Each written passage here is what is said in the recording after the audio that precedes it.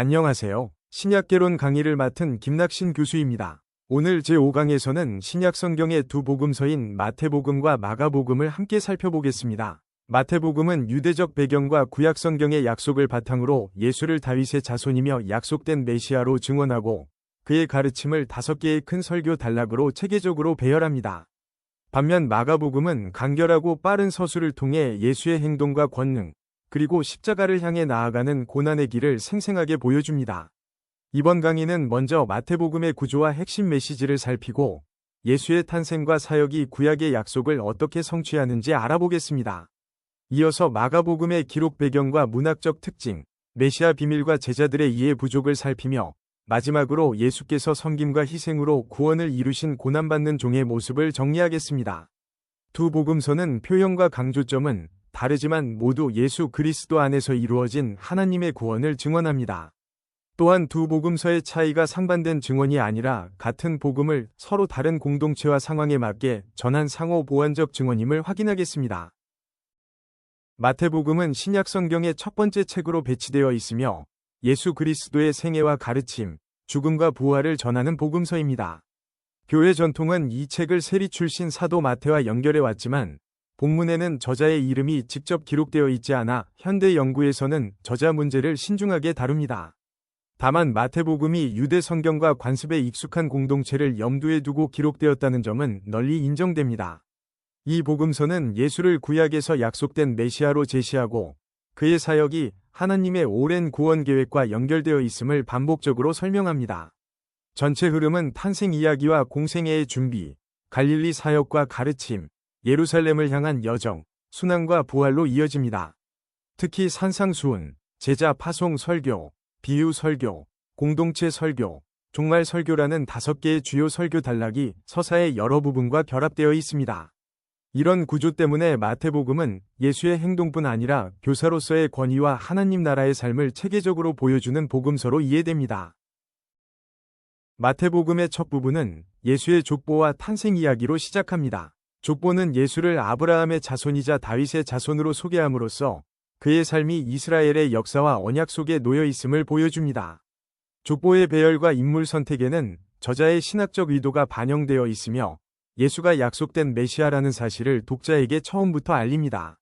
이어지는 탄생 이야기에는 요셉에게 주어진 천사의 계시, 동방 박사들의 방문, 헤롯의 위협, 애굽 피난과 귀환이 기록됩니다. 마태는 이러한 사건을 구약의 말씀과 연결하여 하나님의 구원 계획이 예수 안에서 성취되고 있다고 해석합니다.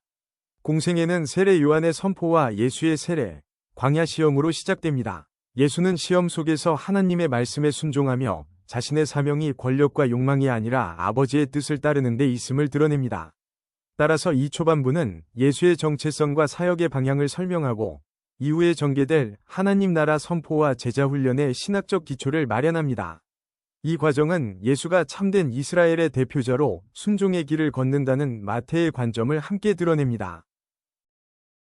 마태복음의 중요한 구조적 특징은 예수의 가르침이 5개의 큰 설교 단락으로 정리되어 있다는 점입니다. 첫째, 5장부터 7장의 산상수훈은 팔복, 율법의 참된 뜻, 원수 사랑, 기도와 금식, 재물과 염려 등 하나님 나라 백성의 삶을 가르칩니다. 둘째, 10장의 제자 파송 설교는 제자들이 복음을 전할 때 가져야 할 자세와 박해 속에서의 인내를 설명합니다. 셋째, 13장의 비유 설교는 씨 뿌리는 자, 겨자씨, 누룩과 같은 비유를 통해 하나님 나라가 감추어진 방식으로 시작되지만 반드시 열매를 맺는다는 사실을 보여줍니다. 넷째, 18장의 공동체 설교는 겸손, 잃은 자를 찾는 책임, 형제의 죄를 다루는 방식, 제한 없는 용서를 강조합니다. 다섯째, 24장과 25장의 종말 설교는 예루살렘 성전의 심판과 인자의 오심, 열처녀와 달란트, 양과 염소의 비유를 통해 깨어있고 충성된 삶을 요청합니다. 이 설교들은 예수의 가르침을 교회의 신앙과 실천에 적용하도록 이끄는 중심축입니다. 따라서 5 설교는 단순한 말씀 모음이 아니라 제자 공동체를 형성하는 교육 과정이라고 할 수 있습니다. 마태복음의 중심 신학 가운데 하나는 예수께서 구약 성경에서 약속된 메시아라는 사실입니다. 메시아는 히브리어로 기름 부음을 받은 자를 뜻하며 헬라어 그리스도도 같은 의미를 지닙니다. 고대 이스라엘에서는 왕과 제사장, 때로는 특별한 사명을 받은 사람이 기름 부음을 통해 하나님의 선택과 권위를 인정받았습니다. 그러나 이스라엘이 왕국의 몰락과 외세의 지배를 경험하면서 메시아에 대한 기대는 장차 하나님이 보내실 구원자와 다윗 계열의 위로운 왕을 기다리는 희망으로 발전했습니다. 예언서에는 한 왕이 정의와 평화를 세우고 하나님의 백성을 회복할 것이라는 약속이 여러 형태로 나타납니다. 예수 시대의 유대교 안에는 하나의 통일된 메시아상만 존재한 것은 아니었지만 정치적 해방과 민족 회복을 기대하는 흐름이 강하게 나타났습니다.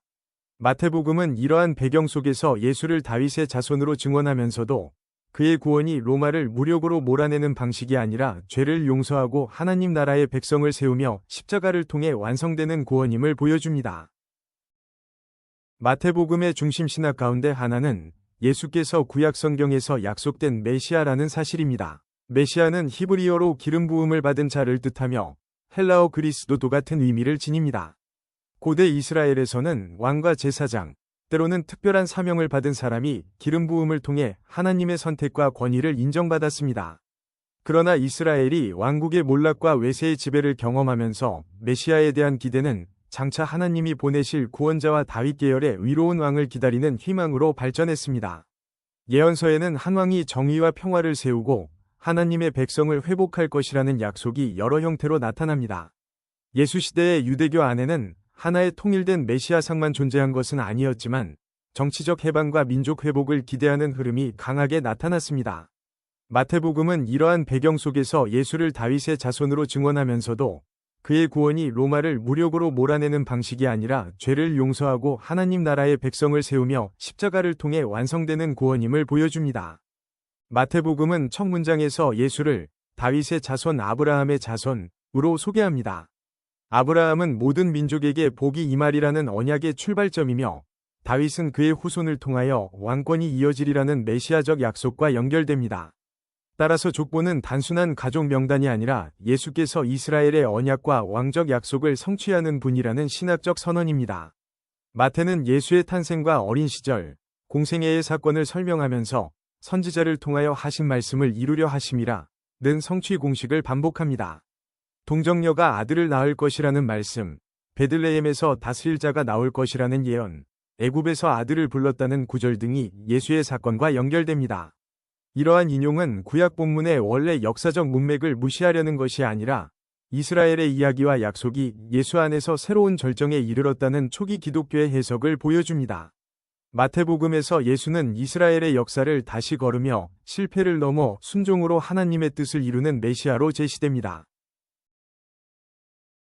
마태복음은 예수를 다윗의 자손이며 하나님 나라의 왕으로 소개하지만 그의 왕권은 군사력이나 정치적 지배로 나타나지 않습니다. 예수의 첫 선포는 회개하라 천국이 가까이 왔다 는 말씀이며 그는 병자를 고치고 죄인을 받아들이며 비유와 설교를 통해 하나님의 통치를 드러냅니다. 하나님 나라는 작은 겨자씨처럼 시작되고 누룩처럼 조용히 퍼지지만 마침내 정의와 심판을 통해 완성됩니다. 마태복음은 또한 예수를 모세와 비교할 수 있는 권위 있는 교사로 묘사합니다. 어린 예수가 폭군의 위협을 피해 애굽으로 내려갔다가 돌아오는 이야기, 산에서 율법의 뜻을 가르치는 장면은 출애굽과 시내산 전승을 떠올리게 합니다. 그러나 예수는 단순히 두 번째 모세에 머물지 않고 율법을 권위 있게 해석하고 완성하는 메시아로 제시됩니다. 폐하러 온 것이 아니라 완전하게 하려 함이라 는 선언은 예수의 가르침이 구약을 버리는 것이 아니라 그 목적과 깊은 요구를 드러낸다는 뜻입니다. 따라서 마태의 메시아는 하나님 나라를 가르치고 삶으로 구현하는 왕이자 교사입니다. 마태복음의 메시아 사상은 예수의 기적과 십자가, 부활을 통하여 완성됩니다. 예수께서 병자를 고치고 귀신을 쫓아내며 자연을 다스리신 사건은 단순한 능력 과시가 아니라 하나님 나라가 임하고 메시아 시대의 회복이 시작되었다는 표지입니다. 세례 요한의 제자들이 예수가 오실 분인지 질문했을 때 예수는 맹인이 보고 못 걷는 사람이 걸으며 가난한 사람에게 복음이 전파된다는 사실을 답으로 제시합니다. 그러나 예수의 메시아적 사명은 기적의 영광만으로 이해될 수 없습니다. 그는 예루살렘에서 배척과 조롱, 십자가를 받아들이며 많은 사람을 위한 희생의 길을 걷습니다. 당시의 정치적 승리 기대와 달리 하나님의 구원은 고난과 자기 내어줌을 통해 이루어집니다. 부활은 십자가에 달린 예수가 실패한 인물이 아니라 하나님께서 인정하신 주와 메시아임을 확증합니다. 부활하신 예수가 모든 민족을 제자로 삼으라고 명령하는 장면은 아브라함에게 약속된 복이 세계로 확장됨을 보여주며 마태복음의 메시아적 구원이 특정 민족의 경계를 넘어섬을 선언합니다. 마태복음의 메시아 사상은 구약과 신약을 하나의 구원 이야기로 연결한다는 점에서 중요한 의미를 가집니다. 마태는 예수의 삶과 사역이 이스라엘의 역사와 무관하게 갑자기 등장한 사건이 아니라 아브라함과 다윗에게 주어진 약속과 예언자들의 소망이 성취되는 과정임을 보여줍니다. 이는 예수를 믿게 된 유대인들에게 자신들의 신앙이 성경의 전통을 버린 것이 아니라 그 완성을 만난 것임을 설명하는 근거가 되었습니다. 동시에 마태복음은 당시 사람들이 기대했던 정치적 승리자의 모습을 넘어서는 메시아를 제시합니다. 예수의 왕권은 섬김과 용서, 원수 사랑, 십자가의 희생으로 드러나며 죄와 죽음에서 사람을 구원하는 데 초점이 있습니다. 오늘날 교회가 예수를 메시아로 고백한다는 것도 단순히 올바른 명칭을 사용하는 것을 뜻하지 않습니다. 그의 가르침을 따라 정의와 긍휼을 실천하고 권력을 자기 이익이 아니라 섬김에 사용하며 모든 민족에게 복음을 전해야 한다는 책임을 포함합니다. 마태의 메시아 신앙은 고백과 삶, 예배와 제자도를 하나로 연결합니다.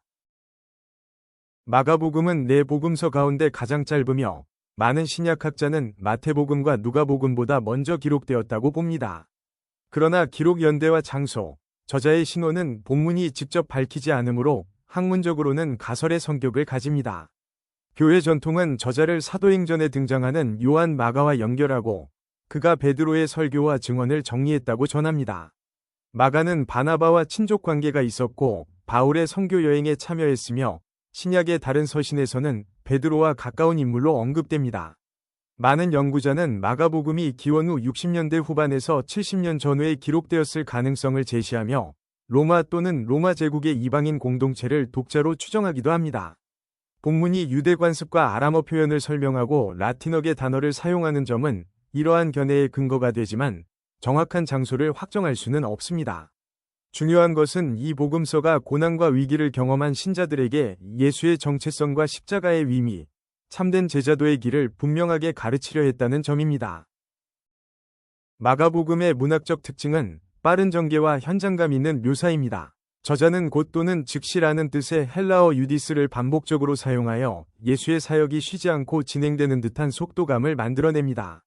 사건은 긴 설명보다 행동을 중심으로 이어지고 예수께서 가르치고 병자를 고치며 귀신을 쫓아내는 장면이 짧고 강하게 제시됩니다.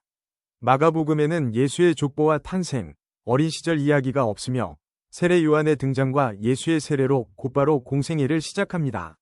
이는 예수의 정체성을 출생 배경보다 그의 말씀과 행동, 그리고 십자가를 통해 보여주려는 서술 방식과 관련됩니다. 마가는 인물의 몸짓과 감정, 주변 상황을 생생하게 기록하기도 합니다. 예수께서 불쌍히 여기고 탄식하며 분노하거나 깊이 슬퍼하시는 모습, 군중의 놀람과 제자들의 두려움이 구체적으로 표현됩니다. 이러한 인간적 감정은 예수의 참된 인간성을 드러내면서도 그가 고통받는 사람들과 함께하며 하나님의 권능을 행하는 분임을 보여줍니다. 마가복음 연구에서 중요한 주제 가운데 하나가 메시아 비밀입니다. 복음서에는 예수께서 귀신에게 자신의 정체를 말하지 못하게 하거나 병 고침을 받은 사람에게 사건을 널리 알리지 말라고 명령하고 제자들에게도 자신이 그리스도라는 사실을 함부로 전하지 말라고 하시는 장면이 반복됩니다. 독일 학자 윌리엄 브레덴은 1901년에 이러한 현상을 메시아 비밀이라는 개념으로 체계화했습니다. 오늘날에는 모든 침묵 명령을 하나의 이유로 설명하기 어렵다는 비판도 있지만 이 주제는 예수의 정체성이 기적과 인기만으로는 바르게 이해될 수 없으며 십자가와 부활의 빛에서 이해되어야 한다는 마가의 메시지를 드러냅니다. 제자들의 이해 부족도 같은 기능을 합니다. 그들은 예수의 권능을 보고 그리스도라고 고백하면서도 고난받는 메시아와 자기 십자가를 지는 제자도를 받아들이지 못합니다. 누가 더 큰지를 다투고 겟세마네에서 잠들며 체포 때에는 모두 도망갑니다. 이러한 솔직한 묘사는 제자들을 조롱하기보다 독자에게 자신도 예수를 오해할 수 있음을 경고하고 참된 믿음으로 성장하도록 요청합니다. 마가복음의 구조는 크게 갈릴리에서의 사역과 예루살렘을 향한 길, 그리고 순환과 부활의 이야기로 나누어 살펴볼 수 있습니다. 전반부에서 예수는 하나님 나라를 선포하고 제자들을 부르며 병자를 고치고 귀신을 쫓아내고 풍랑을 잠잠하게 합니다. 사람들은 그의 권위에 놀라지만 정체를 완전히 이해하지 못합니다. 8장 중반 베드로의 그리스도 고백 이후 이야기의 방향은 분명히 십자가를 향합니다. 예수는 세 차례 순환과 부활을 예고하고 제자들에게 자기를 부인하고 십자가를 지며 따르라고 가르칩니다. 예루살렘 입성 이후의 마지막 주간과 순환 이야기가 복음서에서 매우 큰 비중을 차지하는 것은 십자가가 마가의 신학적 중심임을 보여줍니다. 마가복음의 기록 목적은 첫째, 하나님의 아들이신 예수의 정체성을 그의 권능과 고난을 통해 밝히는 것입니다. 둘째, 박해와 어려움 속의 신자들이 예수의 길에서 위로와 용기를 얻도록 하는 것입니다. 셋째, 제자도는 기적을 구경하는 삶이 아니라 섬기고 희생하며 끝까지 따르는 삶임을 가르치는 것입니다. 마가복음은 예수 그리스도의 행동과 고난을 중심으로 하나님의 구원을 설명하는 복음서입니다. 짧고 빠른 이야기 속에서 예수는 강력한 권능을 행하지만 그 권능의 목적은 자신을 높이는 데 있지 않고 병든 사람과 소외된 사람을 회복시키며 하나님 나라를 드러내는 데 있습니다. 복음서의 후반부로 갈수록 예수의 길은 십자가를 향하고 독자는 하나님의 아들이 고난과 죽음을 통해 자신의 사명을 완성한다는 역설을 만나게 됩니다. 마가 우선설에 따르면 마태와 누가는 마가의 많은 내용을 자료로 활용했으며 이 견해는 마가복음이 복음서 전승 형성에서 중요한 위치를 차지했음을 보여줍니다. 그러나 우선설은 문헌 비교에 근거한 학문적 가설이지 직접 증명된 사실은 아닙니다. 오늘날 독자에게 마가복음은 성공과 영향력만을 신앙의 기준으로 삼지 말라고 도전합니다. 인자가 온 것은 섬김을 받으려 함이 아니라 섬기려 하고 자기 목숨을 많은 사람의 대속물로 주려 함이라 는 말씀처럼 참된 지도력과 제자도는 낮아짐과 섬김, 고난 속의 충성으로 나타납니다. 마가복음이 강조하는 예수의 고난과 종의 모습은 구약 성경, 특히 이사야 52장 13절부터 53장에 나타나는 고난받는 종의 이미지와 연결하여 이해되어 왔습니다. 이사야의 종은 멸시와 고통을 겪지만 다른 사람들의 허물과 질고를 담당하고 그의 고난을 통하여 많은 사람이 위롭게 된다고 묘사됩니다. 마가복음이 이 본문을 모든 장면에서 직접 인용하는 것은 아니지만 예수께서 많은 사람을 위한 대속물로 자기 목숨을 내어준다고 말씀하시는 장면과 침묵 속에서 순환을 받아들이는 모습은 고난받는 종의 전승을 떠올리게 합니다. 초기 기독교 공동체는 십자가를 메시아의 실패나 우연한 비극으로만 보지 않고 성경에 약속된 하나님의 구원 계획이 성취된 사건으로 해석했습니다. 이러한 해석은 박해와 수치의 상징이었던 십자가를 하나님의 사랑과 구원이 드러나는 중심 사건으로 이해하게 했습니다. 마가복음에서 예수는 권능 있는 하나님의 아들이면서 동시에 버림받고 조롱당하는 종입니다. 바로 이 두 모습이 함께 있을 때 그의 정체성과 구원의 의미가 온전히 드러납니다. 마가복음의 중요한 전환점은 가이사랴 빌립보에서 베드로가 예수를 그리스도라고 고백한 사건입니다. 그러나 예수는 이 고백을 들은 직후 인자가 많은 고난을 받고 버림받아 죽임을 당한 뒤 다시 살아나야 한다고 가르칩니다. 베드로가 이를 막으려 하자 예수는 그가 하나님의 일이 아니라 사람의 일을 생각한다고 책망합니다. 이 장면은 그리스도라는 올바른 명칭을 고백하더라도 십자가 없는 메시아를 기대하면 예수를 잘못 이해할 수 있음을 보여줍니다. 마가복음에는 순환 예고가 세 차례 반복됩니다. 첫 번째 예고 뒤에는 자기 십자가를 지라는 가르침이, 두 번째 뒤에는 누가 큰지를 다투는 제자들에게 섬김과 어린아이를 받아들이라는 교훈이, 세 번째 뒤에는 높은 자리를 구하는 야고보와 요한에게 종이 되라는 말씀이 이어집니다. 특히 마가복음 10장 45절은 인자가 섬김을 받으려 하지 않고 섬기며 많은 사람을 위한 대속물로 목숨을 준다고 선언합니다. 따라서 순환 예고는 미래를 알리는 예언일 뿐 아니라 제자도의 성격을 가르치는 핵심 교훈입니다. 예수의 종된 삶은 갈릴리 사역에서 겟세마네와 십자가에 이르기까지 일관되게 나타납니다. 그는 권력자와 부유한 사람만을 찾지 않고 병든 사람, 나병 환자, 세리와 죄인, 어린아이와 사회적 약자에게 다가가 회복과 존엄을 베풉니다. 예루살렘에 들어가신 뒤에는 성전에서 이루어지던 왜곡된 거래와 지도자들의 위선을 비판하며 갈등의 중심에 서게 됩니다. 겟세마네에서 예수는 심히 놀라고 슬퍼하며 가능하다면 고난의 잔이 지나가기를 기도하지만 결국 자신의 뜻이 아니라 하나님의 뜻이 이루어지기를 구합니다. 이 장면은 두려움이 없는 영웅이 아니라 고통을 실제로 느끼면서도 순종하는 종의 모습을 보여줍니다. 체포와 재판, 조롱과 채찍질, 십자가형을 겪는 동안 그는 폭력으로 자신을 구하지 않습니다. 죽음의 순간 로마 백부장이 이 사람은 진실로 하나님의 아들이었다 고 고백하는 장면은 마가복음의 역설을 집약합니다. 예수의 하나님의 아들됨은 화려한 승리가 아니라 자신을 내어주는 고난과 죽음 속에서 가장 분명히 드러납니다.